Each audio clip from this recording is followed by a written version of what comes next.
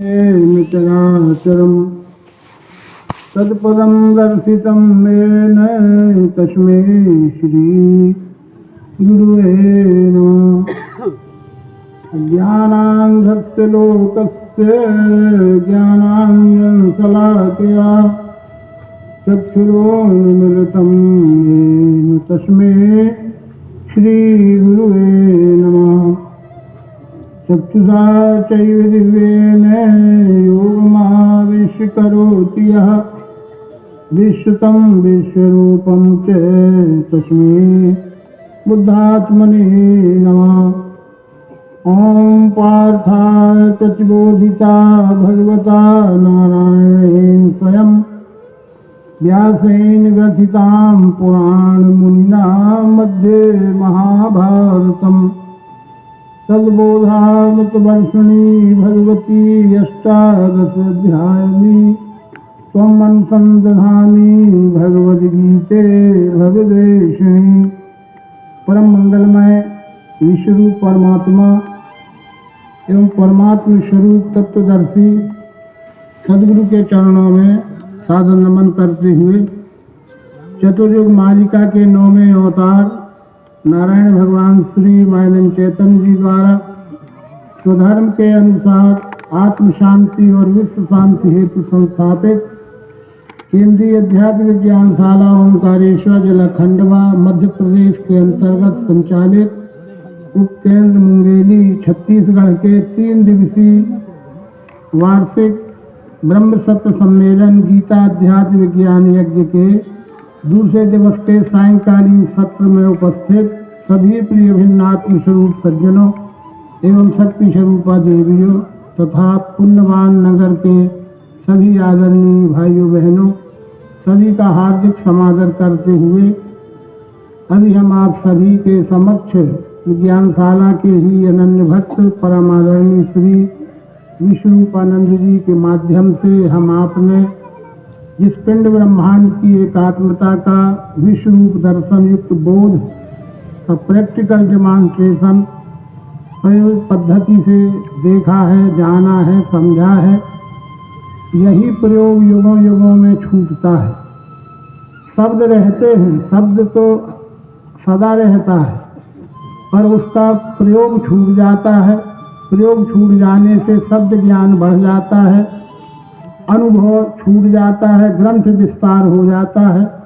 ग्रंथों के विस्तार से अनुभव में कमी आ जाती है, शब्द रह जाते हैं। इसलिए मनुष्य मात्र का परस्परों के प्रति व्यवहार में आचरणहीनता का दृश्य दिखता रहता है और धार्मिक भावना की प्रधानता तो बनी रहती है, पर इसी कारण मानव जगत में अशांति और कलह भी रहता है।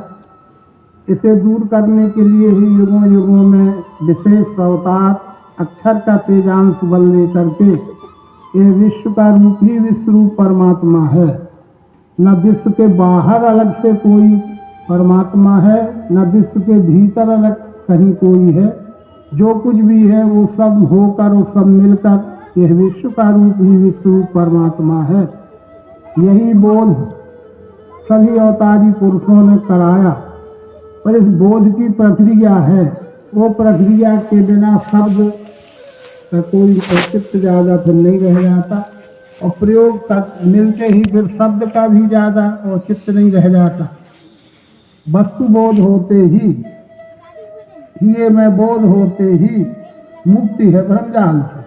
ये नाना प्रकार का जो भ्रम है ये सदा के लिए चला जाता है।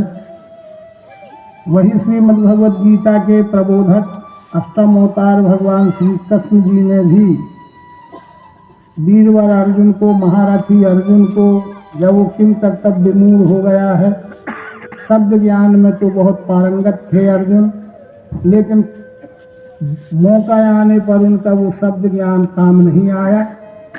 किम कर्तव्य मूढ़ होके जब पूछते भी अज्ञान के दोष ही ये समाये, अर्जुन ने स्वीकार कर लिया कि अज्ञान के दोष ही ये समाये, भूला हूँ मैं धर्म। धर्म ही तो भूलता है, धर्म की ही तो भूल होती है। धर्म का यथार्थ स्वरूप भूला है। वो अर्जुन ने भी यही स्वीकार किया कि मैं भी अभी तक अपने को धार्मिक ही मानता हूँ प्रभु, पर वास्तव में धर्म का यथार्थ स्वरूप क्या है मुझे पता नहीं। भूला हूँ मैं धर्म सो पूछता हूँ, मैं आपका शिष्यत्व स्वीकार करता हूँ, आपको मैं सद्गुरु स्वरूप में स्वीकार करता हूँ। मुझ पर कल्याण, मेरे कल्याण के लिए मुझ पर अनुग्रह करिए। तो फिर भगवान श्री कृष्ण ने ही दूसरे अध्याय से सांख्य योग, कर्म योग और अलग अलग अध्यायों की अलग अलग संगति के साथ वह प्रबोधन भगवान कृष्ण ने अर्जुन के माध्यम से हम मानव मात्र के लिए रखा है। हमारा अध्ययन मनन सत्संग इस विषय पर इतना कमजोर हो गया है कि उस पर भी सुनी हुई भ्रांतियाँ ही ज़्यादा हो गई हैं और ज्ञान से तो हम दूर हो गए हैं। इसलिए 9वें अवतार भगवान श्री मायानंद जी का पुनराविर्भाव उसी कार्य के लिए हुआ है, उसी सिद्धांत के लिए हुआ है। और वह योग युक्ति का भी आविष्कार बड़े तप से हुआ है, ऐसे सहज में नहीं हो गया है। इसके लिए तप करना पड़ा है। वो खुद लिखते हैं कि यह मुझे कैसे प्राप्त हुआ है और किन परिस्थितियों में प्राप्त हुआ है और किन परिस्थितियों में मुझे देना पड़ रहा है, इसकी आपको कल्पना भी नहीं हो सकती है। पर हम पुण्यवान हैं। वो कहते कि जनता जनार्दन पुण्यवान है कि उनको बनी बनाई खीर सामने मिल रही है, उसमें अब अपना भर ना मिलाना, अपना ना मिलाना, बाकी तो तुम्हें करने के लिए कुछ बाकी नहीं बचा है। अपना ना मिलाना यानी अपना स्वमत उसमें ना मिलाना, बाकी तो अमृत है, वो अमृत है। यदि जीव अपना मिलाएगा तो जहर हो जाएगा।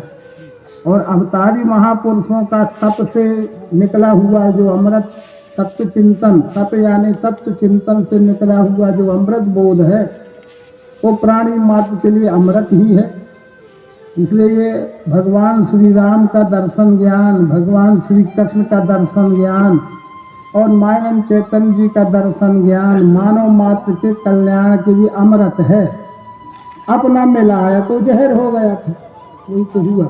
विषम गरल जही पान की सही न भजस मति मंद, तो कृपालु शंकर सरिस। ये सब बातें तो हैं और इन्हीं को लक्ष्य में लाते हुए भगवान श्री कृष्ण ने अर्जुन को पहले परोक्ष ज्ञान के रूप में ही बोध कराया, क्योंकि परोक्ष के आगे ही अपरोक्ष है, परोक्ष के आगे की श्रेणी ही अपरोक्ष है। ज्ञान की 3 श्रेणियां हैं जो इसी में आगे बताई जाएंगी। शब्द ज्ञान, परोक्ष ज्ञान, शब्द ज्ञान की अपेक्षा परोक्ष ज्ञान ऊंची श्रेणी का होता है। शब्द ज्ञान, परोक्ष ज्ञान और अपरोक्ष ज्ञान, और वहाँ इति हो जाती है। वस्तु ही मिल गई, वस्तु का ही बोध हो गया, अब क्या रहा बाकी। ये हमने पहले 7वें अध्याय के पहले श्लोक से 11वें श्लोक तक हमने सहज सरल संक्षिप्त स्पष्टीकरण समझा था। उसी को आगे बढ़ाते हुए प्रयास किया जा रहा है। श्रीमद् भगवद गीता दिव्य चक्षु योग के बाद मनन चिंतन के लिए श्रीमद् भगवद गीता ही है, क्योंकि श्रीमद् भगवद गीता का सिद्धांत सार्वकालिक है, सार्वदेशिक है, सार्वजनिक है, सार्वभौमिक है। उसमें कोई छेपक नहीं लगी है, छेपक कोई स्वमत की कल्पना प्रवेश नहीं कर सकी है। और वो अष्टम अवतार भगवान श्री कृष्ण का स्वयंभू स्फुरण है, जो ईश्वरीय स्फुरण के रूप में है। चाहे उसे ईश्वरीय स्फुरण कहो तो ही ज़्यादा बेहतर है। उसको ही आगे थोड़ी हम आप समझने का प्रयास करेंगे। 12वें श्लोक से भगवान श्री कृष्ण एक समझा रहे हैं अर्जुन के माध्यम से हम सबको। कुछ लोग अब ऐसा मानते हैं आज कि अर्जुन को समझाया था, हमारा क्या वास्ता है अर्जुन से। ऐसा थोड़ी है कि अर्जुन को समझाया था, हमारा क्या वास्ता अर्जुन से। अरे अर्जुन का तो निमित्त है, पर वो समस्या मानव जीवन की सारी समस्याएं तो वही की वही है, क्योंकि अवतार या भगवान सबके होते हैं, सबके लिए होते हैं। उनका सिद्धांत सब समय सबके लिए उतना ही जरूरी रहता है। उसमें अर्जुन हो चाहे हनुमान जी हो चाहे कोई हो, तो ये बात से समझिए कि वो हमारे लिए समझाया गया है, हम उसे अपने जीवन में उतारें तब हमारा भी जीवन सफल होगा, सार्थक होगा। ऐसा न सोचें कि राम जी ने हनुमान जी से कह दिया अब हमें क्या करना, कृष्ण जी ने अर्जुन से कह दिया हमें क्या करना है, ऐसा भी है क्या? और कुछ लोग तो ऐसा भी सोचते हैं, आप अब क्या करोगे उनको, वो अलग विषय है। तो ये चैव सात्विका भावा राजसास्तम शास्त्र ये मत्ता एवेति तान विद्धि न तो हम ते सुते मई। ये कह रहे हैं कि अर्जुन जो है सतोगुणी भाव और वस्तु, भाव और वस्तु, ये वस्तु में ही सतोगुणी भाव है। अभी समझाया होगा, समझे होंगे, उसको दोहराने से लाभ नहीं है। जो है सतोगुणी भाव, जो है राजसी भाव, जो है तामसी भाव, ये सब भाव ही है। जो त्रिपुटी है वो स्वयं गुणों की होती है, जिसे सगुण साकार कहते हैं अर्जुन, वो वस्तु का तामसी भाव है। जैसे निर्गुण निराकार अक्षर आत्मा अस्थि भांति पूरी रूप से समझा गया है, वो वस्तु का रजोगुणी भाव है। और वस्तु और जो वस्तु का नाम है वो वस्तु का सतोगुणी भाव है। और वस्तु के भाव ही हैं ये, चाहे तमोगुण भाव हो, चाहे रजोगुण भाव हो, चाहे सतोगुण भाव हो। जो है सतोगुणी भाव, जो है राजसी भाव, जो है तामस, पर मेरे में ये नीचे की राजधानी महत्व की है, इसका केवल शब्दार्थ करने वाले वही गोलमाल में फंस जाते हैं। मत्तः एवेति तान विद्धि न त्वहं ते सुते मयि। मेरे में ये, न मैं इनमें, बस वही तो अपन न समझ में नहीं आता। फिर मेरे में ये, न मैं इनमें, जानो ये मुझसे हुए। ये परस्पर आधार और आधारित है। ये अष्टधा प्रकृति जो है वो मेरे आधार से है, मैं प्रकृति के आधार से नहीं हूँ। जैसे समुद्र में भरा हुआ जल कह सकता है कि मेरे आधार से लहरें हैं। तरंग फेन बुलबुल भ्रम आदि, चाहे लहर हो, चाहे बुलबुले हो, चाहे भंवरी पड़े, ये पानी के आधार से सब है। कि इनके आधार से पानी है, लहर के आधार से पानी नहीं है, पानी के आधार से लहर है।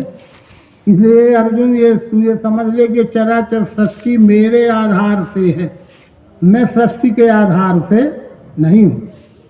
सृष्टि ना भी रहे तो मैं रह सकता है, पर मैं ना रहे तो सृष्टि नहीं रह सकती है। ये मतलब है मेरे में ये माने का ही एक अकेला कोई नहीं। ये चार खानी जग जीव अपारा, अवध तदे तन नहीं संसारा। ये चारों खानी जो हैं ये मेरे से हैं, मेरे में ये, ना मैं इनमें। तो लोग लगा लेते हैं ना मैं इनमें, माने इनमें है ही नहीं, फिर कहाँ चला गया? पानी कहीं चला गया क्या? लहर नहीं है तो? अरे वो लहर पानी का ही एक रूप है। लहर ना भी रहे तो पानी रह सकता है, पर पानी ना रहे तो लहर नहीं रहे। झाड़ ना रहे तो पत्ते नहीं रह सकते, और पत्ते ना रहे तो झाड़ ना रहेगा क्या? ये बात है मेरे में ये, ना मैं इनमें, जानो ये मुझसे हुए। जानो ये मुझसे हुए। पानी में सब होता है ना, तरंग फेन बुदबुद भ्रम आदि ये जल स्वरूपम। तो चराचर सृष्टि में परमात्मा का ही स्वरूप है। पर सृष्टि ना रहे तो परमात्मा रह सकता है, पर परमात्मा ही ना रहे तो सृष्टि कहाँ से हो जाए?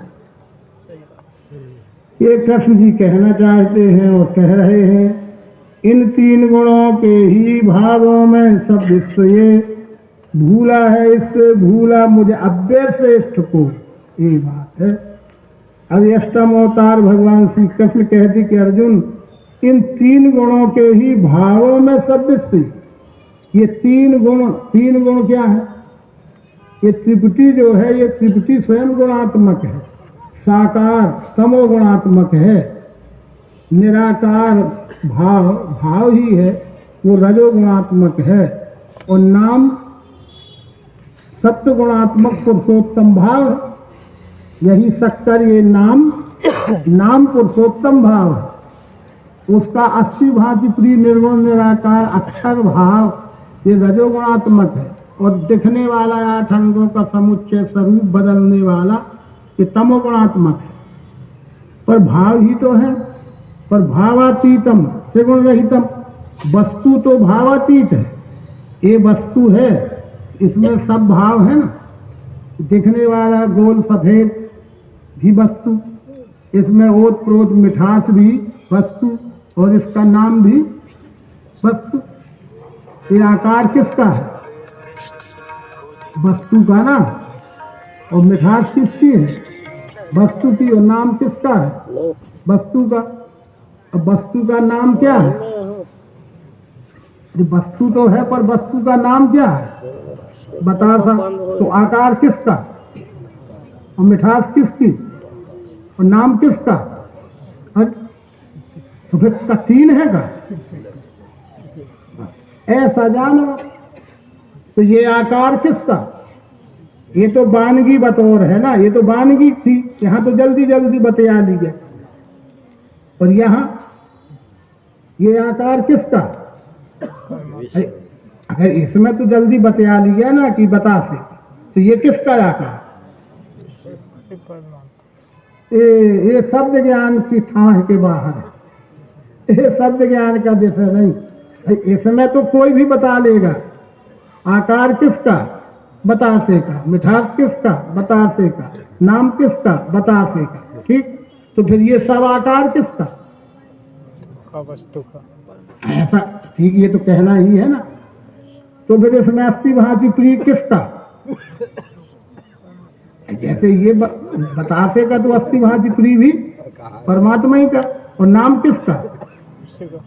तो फिर परमात्मा आकार अकेला है कि मिठास अकेला है कि नाम अकेला है? ये अकेला बतासा आकार अकेला बतासा है?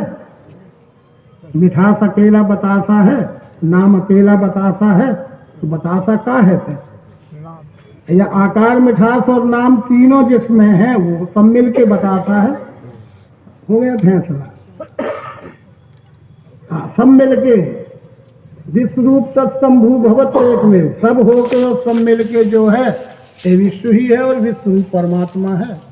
ए भगवान कृष्ण कहते कि अर्जुन, कोई साकार भाव में बंधा है, कोई निराकार भाव में बंधा है, कोई राम राम नाम जपने में मात्र लगा है। तो ये तीनों गुणों के ही भावों में सब विश्व, ये सारे विश्व की मानवता इन 3 ही फिरकों में बटी है। फिरके 3 फिरके हैं। फिरके तो 3 के फिर अनंत है, पर मुख्य फिरका 3 ही है। कोई सगुणवादी, कोई निर्गुणवादी, कोई नामवादी। 3 फिरके हैं, फिर 3 में अनेक।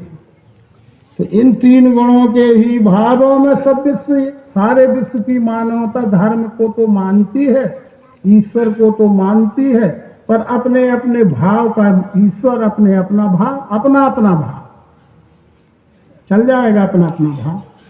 हम किसान हैं, हमारे भाव से कोई चीज हमारी बिकती है क्या?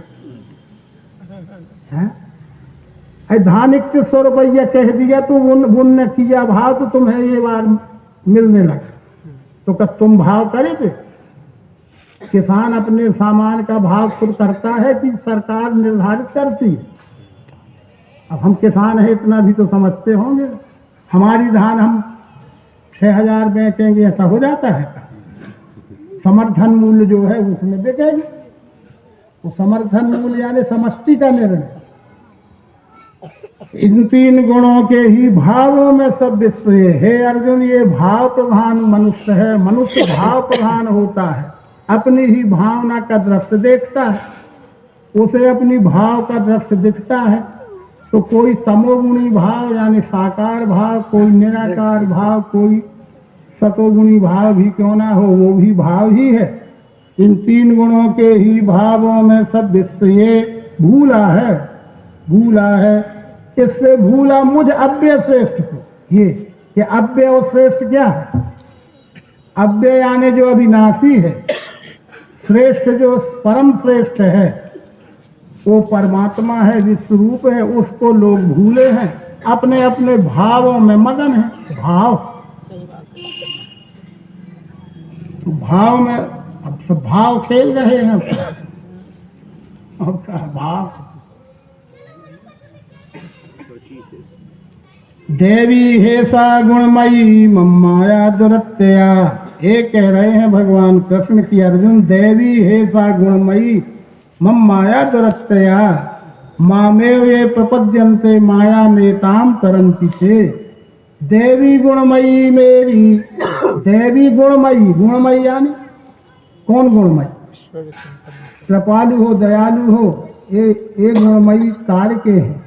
पर वो शब्द गुण, स्पर्श गुण, रूप गुण, रस गुण, गंध गुण जो यहाँ समझाए गए, सतोगुण, रजोगुण, तमोगुण, ये 8 गुणों का समुच्चय स्वरूप ये गुणमयी है, ये दैवी है, ये देवी है।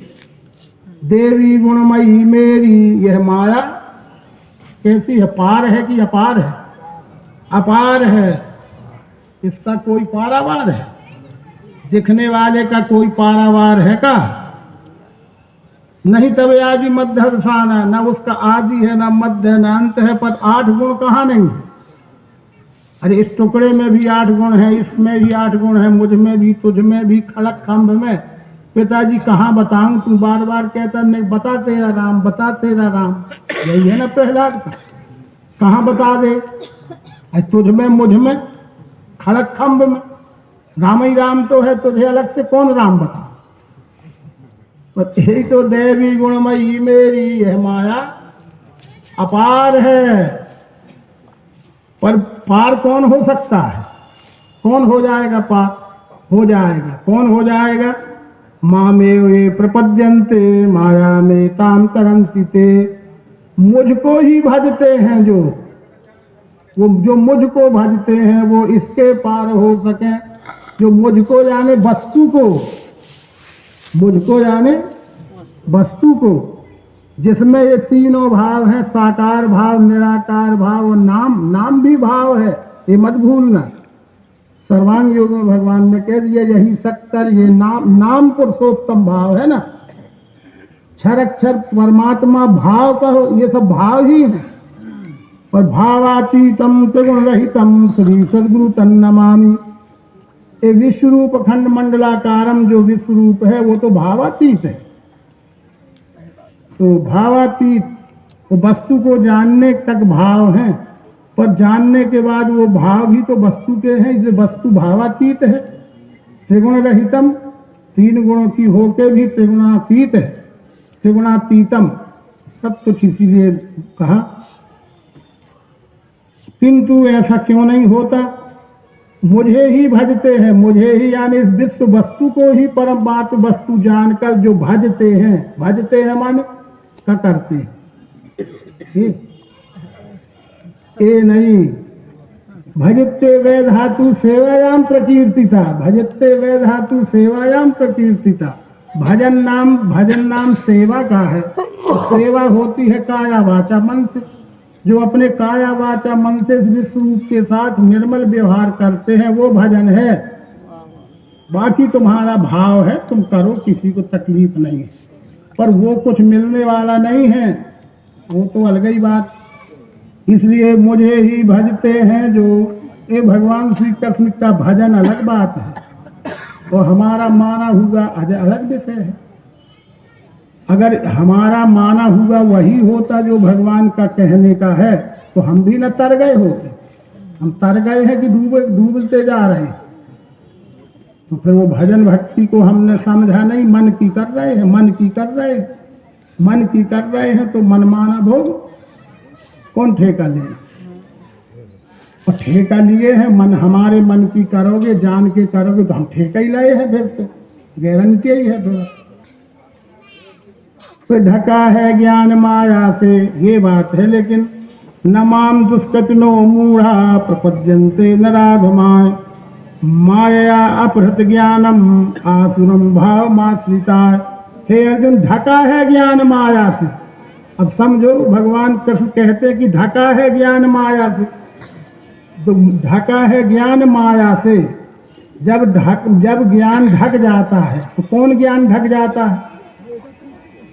का शब्द ज्ञान ढका है।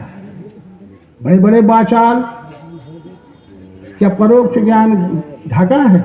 बड़े बड़े प्रवचन हो रहे हैं, कहाँ कहाँ ढका है? ढका है तो ये ढका है, देखो ढका है ना, ढका है अधिष्ठान, ये अधिष्ठान ढका है ना।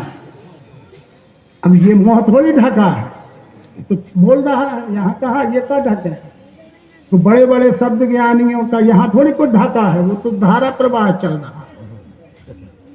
ये ढका है ज्ञान माया से, जैसे अधिष्ठान ढका है कपड़े से ना, ऐसे ये ढका है ज्ञान माया से। ठीक ढका गया है, जब तो ये तत्काल समझ में आ रहा कि ढका है अधिष्ठान कपड़ा से, ढका है अधिष्ठान कपड़ा से।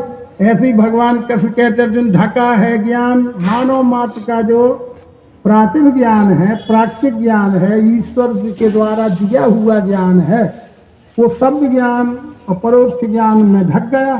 ढका है ज्ञान माया से। माया माने माया ही दो प्रकार की होती है। ताकर भेद सुनहु तुम सोऊ, विद्या अपर अविद्या दो। गो गोचर जहाँ लग मन जाई, सो सब माया जानो भाई। ये तो दैवी माया है, पर मैं और मोर तोर से माया, ये मैं और मेरा तू और तेरा, ये अविद्या माया है।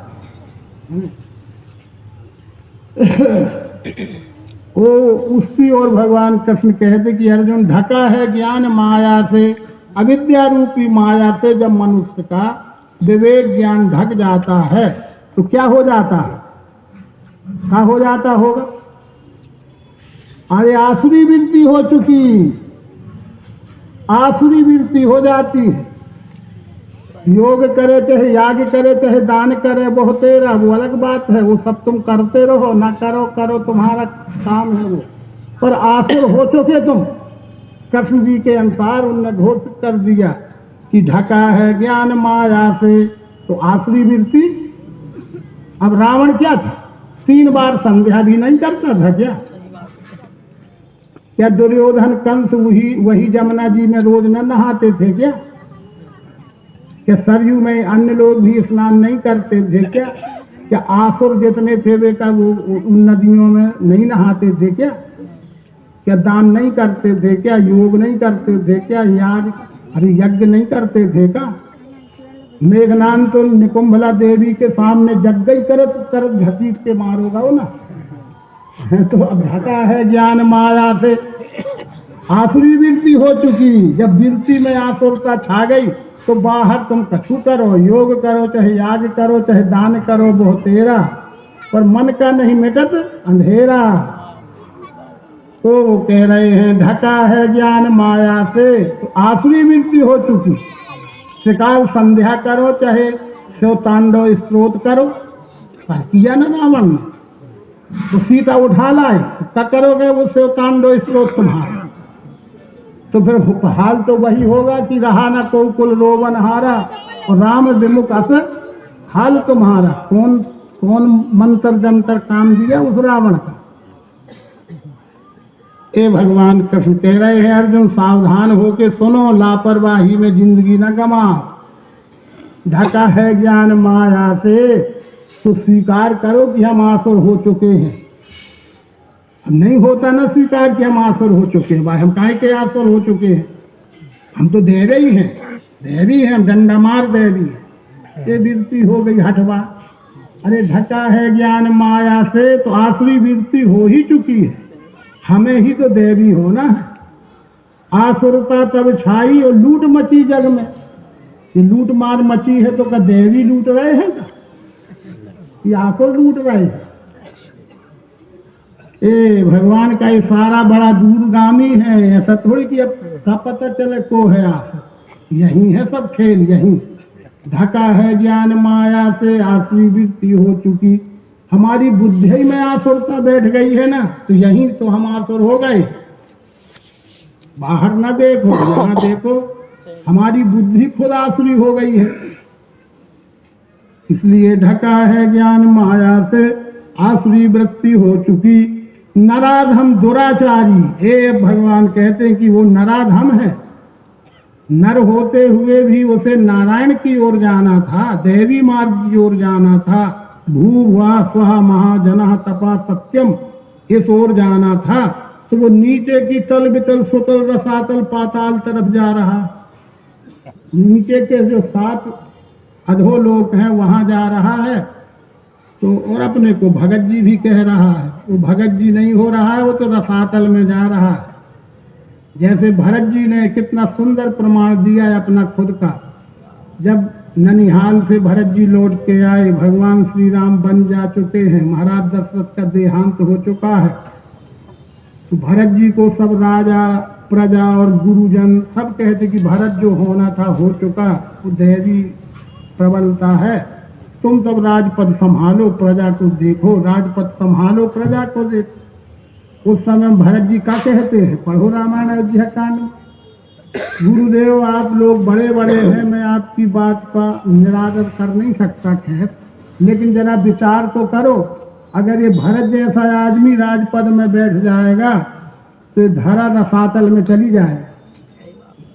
सोच ले कि जिसके ऊपर आरोप लगा है, न लगा है कोई आरोप, लगा है तो ना आरोप, कि माँ की भावना में पिता की भी साठ गांठ है, पुत्र की भी साठ गांठ है ना, यही तो आरोप है, यही तो गिलानी है भरत की।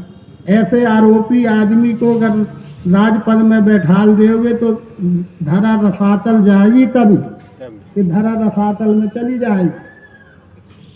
तो अपन तो गाय भर रहे हैं, समझने की बात ही नहीं हो रही। तो भगवान कह रहे हैं नराधम दुराचारी, मूढ़ मुझको नहीं भजे। फिर आ गया मुझको, मुझको माने इसको कृष्ण जी कह रहे हैं, इसको नहीं भजे, मुझको यानी इस परमात्मा को नहीं भजता है। मुझको तो भजे चाहे ना भजे, कोई मैं किसी को भजवाने आया हूँ। यह बड़ी विचित्र बात है गीता के अनुसार। वो कह रहे कब मुझे गरज पड़ी कि मुझे कोई भजे कि ना भजे, ये मुझको, ये अपना व्यक्ति का मुझको नहीं है भगवान का। मुझको यानी चराचर के रूप में दिखने वाला मुझको, इस चरा मुझे भजो चाहे ना भजो, मैं किसी के भजवाने के लिए नहीं आया हूँ, ये चराचर के रूप में मैं ही हूँ। इसको, इसकी बात कह रहे हैं जो इसको भजे। पर मूढ़ मुझको तो भजने में लगा है, पर इसको छोड़े है तो वो कौन है?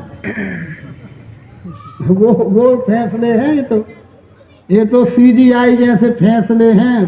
तो वही बता दिया था कि लाखों श्लोक जो 4 सूचियों में लिखे हैं, उनके अध्याय हैं उपनिषद, उनकी संख्या है 108, थोड़ी बहुत नहीं है। चारों सूचियों के श्लोकों की संख्या लाखों है, तो फिर 108 उपनिषदों की संख्या और स्मृतियों की संख्या, शास्त्रों की संख्या, सबका सार भगवान कृष्ण ने 700 श्लोकों में रखा है। तो कितना बीज हो गया, कितना सूक्ष्म हो गया। और उसको समझने के लिए 9वें अवतार 9वीं बार वही मायनंद बन के आए हैं, 59 श्लोकों में रखा है। जब इन 59 श्लोकों से समझोगे तो फिर ये 700 श्लोक समझ में आएंगे। इन 700 श्लोकों को समझने की ये लेंस है, लेंस, ये लेंस डालोगे तब इसकी बात कुछ समझ में आएगी, नहीं है तो अंध बधिर जैसी बात रह जाएगी। मुकुर मलिन और नैन विहीना, राम रूप देखे किम दीना, मर्मी सज्जन सुमति कुदारी, और ज्ञान वैराग नैन उर्गारी। ज्ञान और वैराग्य रूपी नेत्रों से गीता समझ में आएगी। मुझको भजते हैं भरत श्रेष्ठ पुण्यवान, ज्ञानी जिज्ञासु अर्थार्थी अर्थ 4 प्रकार से। ये भगवान कहते कि अर्जुन मुझको भजते हैं, मुझको यानी विश्व रूप को भजते हैं, माने व्यवहार करते हैं, भजते हैं यानी व्यवहार। बस इस विश्व रूप के साथ ही तो मानव मात्र का सब व्यवहार हो रहा है ना। हम सुबह बिस्तर से उठते ही कहाँ से व्यवहार शुरू कर देते हैं? इस विश्व की सब वस्तुओं से, चाहे वो बोलने वाली हो चाहे ना बोलने वाली हो। ठीक, कि बोलने वाले से सब व्यवहार करते हो, ना बोलने वाली चीजों से कोई मतलब नहीं है। मंजन तो नहीं बोलता ना, पर उससे क्यों? और ब्रश तो नहीं बोलती, पर उससे क्यों? वो जीवी भी कुछ नहीं बोलती, उससे क्यों? वो चाय कुछ नहीं बोलती। तो ज्यादातर जीवन का व्यवहार ना बोलने वाली चीजों से होता है। 3/4 व्यवहार ना बोलने वालों से होता है और 1/4 व्यवहार बोलने वालों से होता है। इसलिए बहुत से लोग मौनी हो जाते हैं तो उनका भी चल जाता है, क्योंकि आदमी से नहीं बोल रहे, बाकी का खा पी नहीं रहे, सब मौज हो रही है। आदमी से आदमी बिल्कुल भी ना बोले तो क्या रुक जाएगा? कुछ रुकेगा? पर ये ना बोलने वाली चीजों से ना व्यवहार करे तो तुरंत ही मर जाएगा। और 5, अरे वो ना बोलने वाली सांस ही तो नहीं मिली थी ना, ऑक्सीजन, कितनी देर लगी मरने में?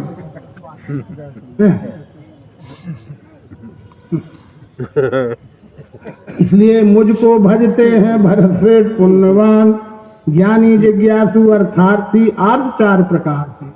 हे अर्जुन, मेरे से यानी इस विश्व रूप से, मेरे से यानी इस विश्व रूप से व्यवहार करने वाले लोग 4 प्रकार के होते हैं।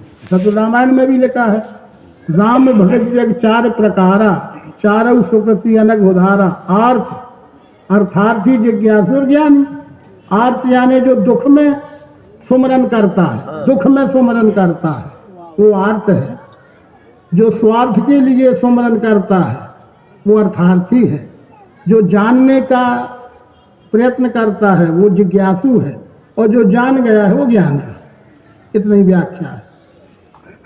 पर इनमें ज्ञानी नित्युक्त एक निष्ठ विशेष है। ज्ञानी को प्रिय मैं ही हूँ, मेरे को प्रिय है वही है अर्जुन। इनमें ज्ञानी नित्युक्त एक निष्ठ विशेष है। एक पिता के विपुल कुमार, पृथक पृथक गुणशील आचारा, को तापस को पंडित ज्ञाता, को धनवंत सूर को दाता। सबका प्रीत पिता की बराबर होती है, ठीक। पर एक ऐसा लड़का भी होता है जो न वो ज्ञानी है, न विद्वान है, न कुछ है, पर माता पिता का आज्ञाकारी है, बाकी उपाधियां उसको नहीं है। तो सबसे प्रिय माता पिता तो वो रहता है जो आज्ञाकारी है। ऐसे ही भक्त तो सब हैं, लेकिन मुझे वो प्रिय है जो मेरे ज्ञान को समझ के मेरे ज्ञान में चलता है और लोगों को भी चलाता है, खुद भी चलता है और लोगों को भी चलाता है। ज्ञानी को प्रिय मैं ही हूँ और मेरे को प्रिय है वही। है तो सब मेरे ही। फिर तो सकल विश्व है मोरो पाया, सब पर मोरी। जिन्हें 20 साल की कैद हो जावे और उम्र कैद हो जाती है आज भी, आजीवन सजा हो जाती है आज भी, तो क्या वो जेल में भूखे प्यासे मारे जाते हैं? समय समय पे उनको भोजन सब मिलता है। बीमार हो जाए तो दवाई होती है, सब होता है। और ज़्यादा बीमारी हो जाए तो बाहर ला के इलाज कराया जाता है। तो कैदियों को भी और सजा याफ्ता को भी सब कुछ सरकार देती रहती है। इसी प्रकार से विश्व रूप परमात्मा के खुली जेल के हम सब कैदी हैं।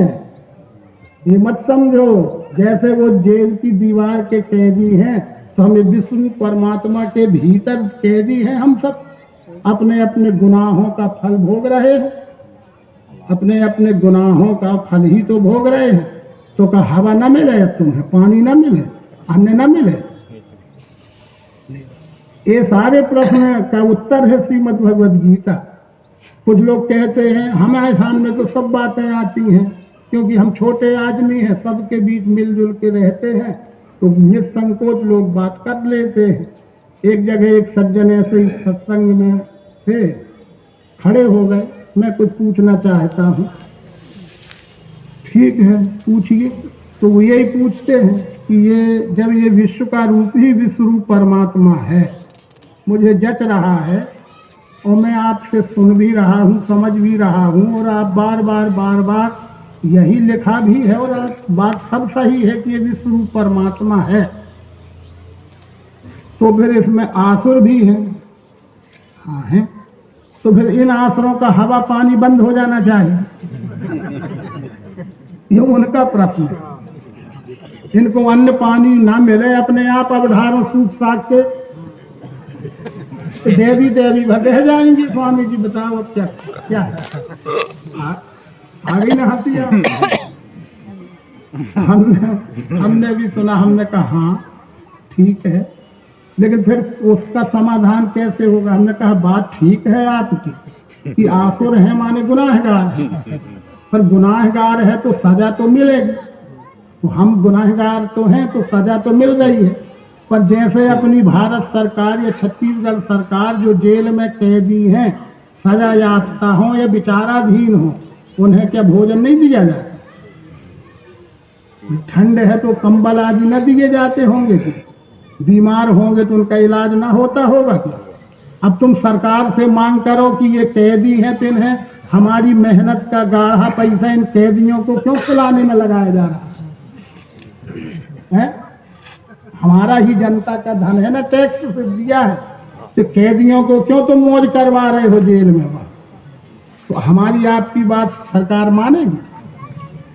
मानेगी कि वो यही कहेगी भैया आपका प्रधान है लेकिन ये इंसान तो है आखिर, तो जिंदा रहने के लिए अन्न पानी तो देना पड़ेगा, अपनी मृत्यु से जो होगा जब तो हो जाए।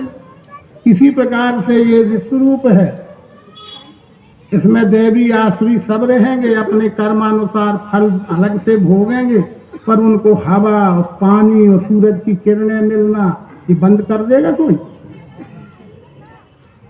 आज तो वो स्टंट हम चलाना चाहते हैं कि ये सब बंद करो।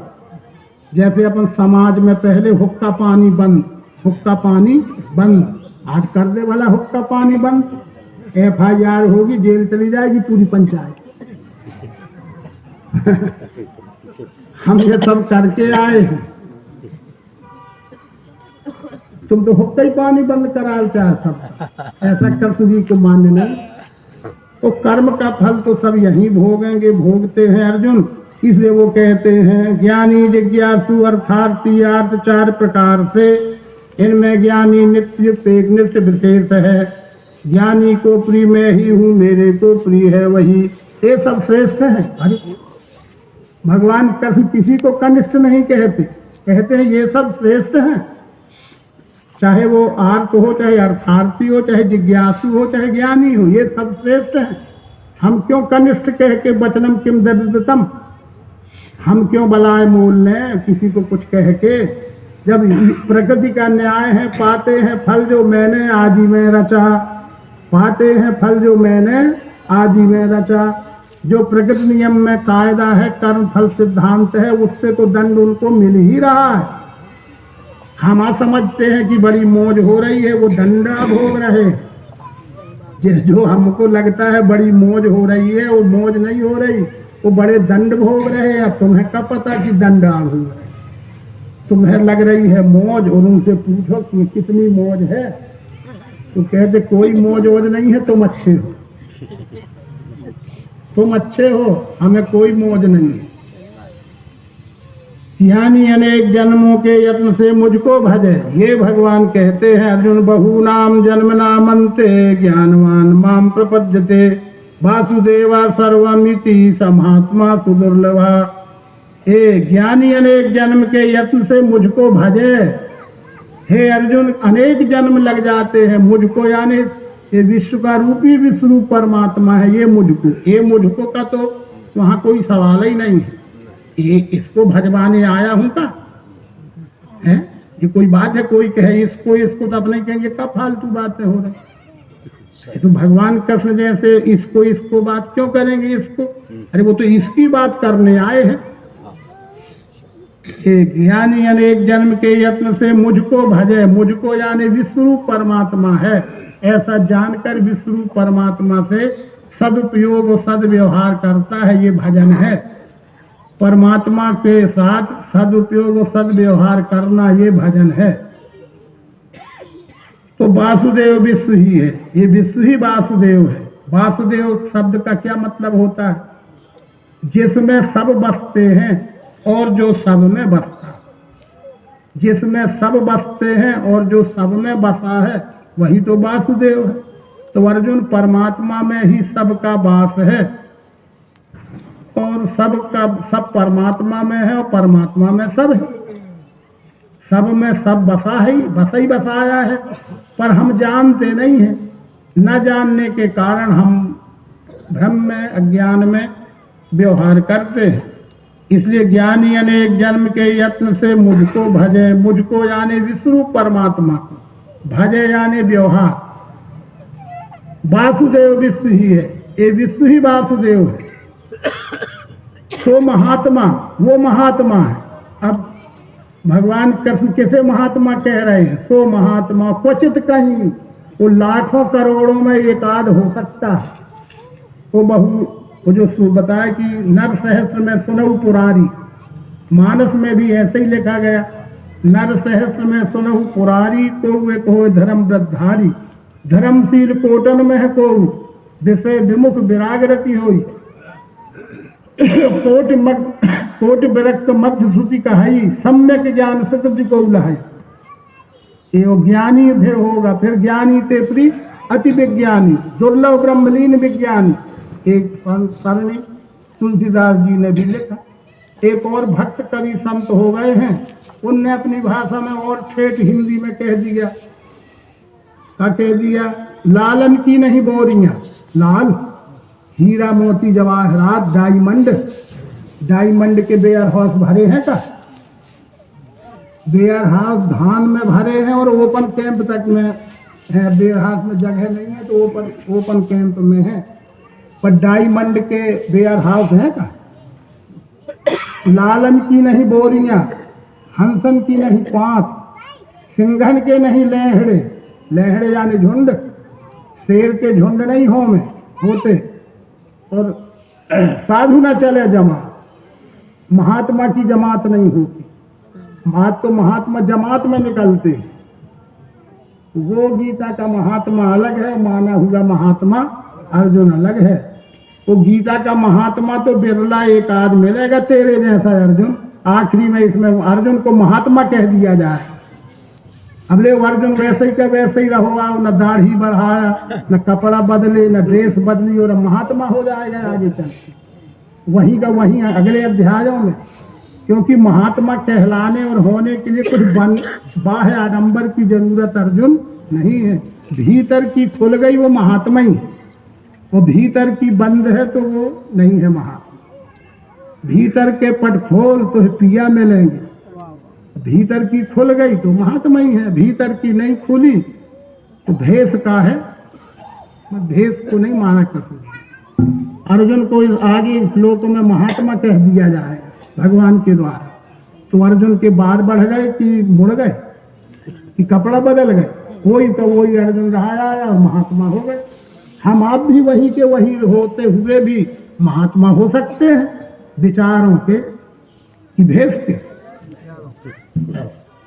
ज्ञानी अनेक जन्म के यत्न से मुझको भजे, वासुदेव विश्व ही है सो महात्मा क्वचित कहीं। अब थोड़ी सा विषय बदलने वाला है, इसलिए 5:30 भी हो गए हैं। अब वो फिर हमें कोई अड़चन नहीं है, रात हो जाए हमें क्या करना। लेकिन जिनको जाना है कई किलोमीटर, मोटरसाइकिल है, उसका विचार रखना भी तो हमारा काम है। इसलिए अगर आगे की बात करते हो तो फिर रात ही होगी। अब ये बहुत लंबा सफर है, 29 श्लोक हैं और 19 तक पहुँचे हो, तो अब 29 तो हो नहीं सकती। इसलिए कुछ भूख बढ़े। कल ये दोनों, कल आखिरी दिन भी है, कल पूरा अध्याय हो ही जाएगा। क्योंकि पढ़ डालना होता तो हम 700 श्लोक एक आध घंटा में पढ़ देते, लेकिन अब ये पढ़ लेने वाला विषय है, इसलिए 2-4 श्लोक भी नहीं हो पाते। मैं क्या करूं, मेरे हाथ में थोड़ी है वो तो जैसे भगवान का ईश्वरीय स्फुरण निकला है, वैसे यहाँ भी कुछ स्फुरण ही निकल रहा है। वो कितना लंबा चौड़ा हो जाए वो हमारी नाप तोल में भी नहीं है। इसलिए शेष श्लोकों को कल दोनों टाइम में समझा के 7वां अध्याय पूर्ण किया जाएगा। आप लोग अधिक संख्या में पधारें। इसी निवेदन के साथ अभी समाप्त किया जाता है, क्योंकि 5:30 माने 5:21 हो गए हैं, वो 5:30 है। और आप सभी आदरणीय सज्जनों का, देवियों का, जिन्होंने अपनी गरिमामयी उपस्थिति देकर सायंकालीन सत्र को और बढ़िया गरिमामयी बनाया है। इसके लिए बहुत बहुत धन्यवाद और आभार जाहिर करते हुए समाप्त करते हैं। ओम शांति शांति शांति। सद्गुरु भगवान की जय। विश्वरूप परमात्मा की जय। सनातन धर्म की जय। मातरेवा नर्मदे हर।